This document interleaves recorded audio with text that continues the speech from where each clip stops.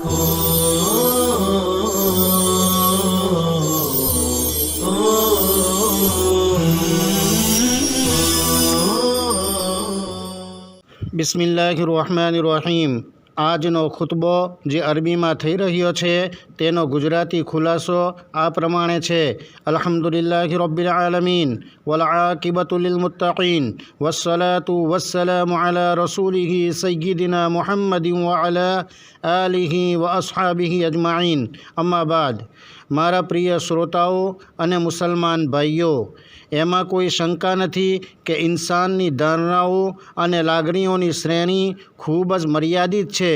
તેથી આપણી કલ્પના શક્તિ ગમે તેટલી ઊંચી હોય, આપણે તેનો ઉપયોગ એવી વસ્તુઓને સમજવા માટે કરી શકીએ છીએ જે વસ્તુઓને આપણી ઇન્દ્રિયો અનુભવી શકે છે। તેથી જ આપણે આખિરતનું જીવન અને તેના દ્રશ્યો અને વાસ્તવિકતાઓને સમજવામાં અસમર્થ છીએ, કારણ કે આપણી ઇન્દ્રિયોની પહોંચ ત્યાં સુધી નથી। તેથી જ આપણે ફરિશ્તાઓ, જિન્નાત અને અન્ય જીવોને સમજી શકતા નથી, કારણ કે તે આપણી સમજની બહારની બાબતો છે। જ્યારે આપણે આપણી ઇન્દ્રિયોની ધારણાની બહારના જીવોની વાસ્તવિકતા સુધી પહોંચી શકતા નથી, ત્યારે અલ્લાહ તાલાની જાતનો ખ્યાલ જે તેમના કરતાં ઘણો જ ઊંચો છે અને આપણી ધારણાની બહાર છે, તે કેવી રીતે કરી શકીએ? તેથી જ અકલમંદ લોકો કહે છે કે દરેક તે વસ્તુ જેને તમે સોચી અને સમજી શકો છો, અલ્લાહ તબારક વ તઆલાની જાત તેનાથી અલગ છે। જાણવા એવું મળ્યું કે ઇન્સાનની બુદ્ધિ ઇન્દ્રિયોની દુનિયાથી બંધાયેલી છે અને તે આલમે ગૈબ પર કોઈ હુકમ લાદવામાં અસમર્થ છે।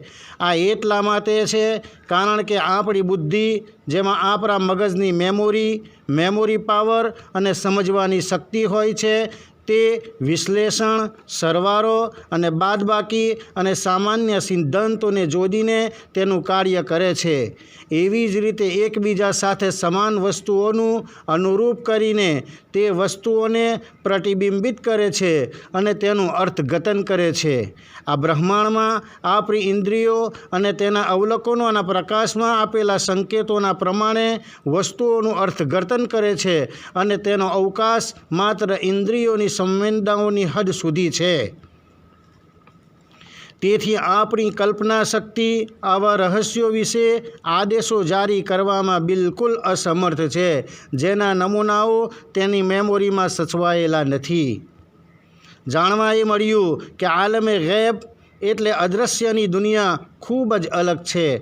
તેથી સમાનતા દ્વારા બંને ઉપર સમાન ચુકાદો લાદવો શક્ય નથી, અને તે ઉલમાએ કિરામનો સ્વીકૃત નિયમ છે કે કોઈ વસ્તુ પર હુકમ લગાવવો એ તેના ખ્યાલની એક શાખા છે।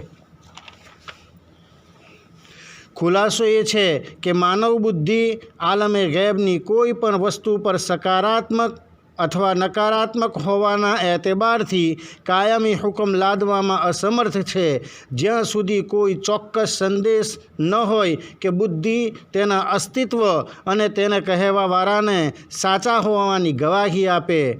તેથી જ્યારે આટલી રીતે તેનો વજૂદ યકીની તौर પર સાબિત થઈ જાય અને સાચું કહેવાવાળાના કહેવાથી જ્યારે હકીકત સામે આવે, ત્યારે કોઈ પર ખચકાત વિના તેની સમક્ષ નમવું જરૂરી છે।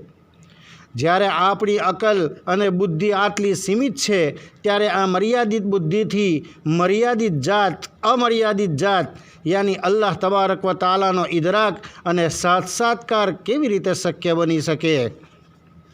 હઝરત ઇમામ શાફી રહમતુલ્લાહ અલૈહ ફરમાવે છે કે જેમ બુદ્ધિની એક સીમિત મર્યાદા હોય છે, તેવી જ રીતે આંખની પણ એક નિશ્ચિત મર્યાદા અને હદ હોય છે।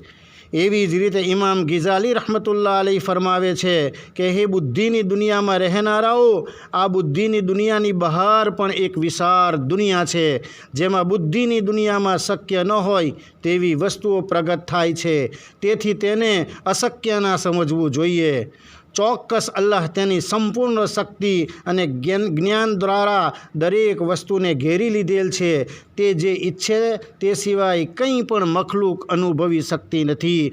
તેની ઊંચી જાત અને બલંદ મર્તબા વાળો છે। વસ્સલામુ અલૈકુમ વરહમતુલ્લાહિ વબરકાતુહ।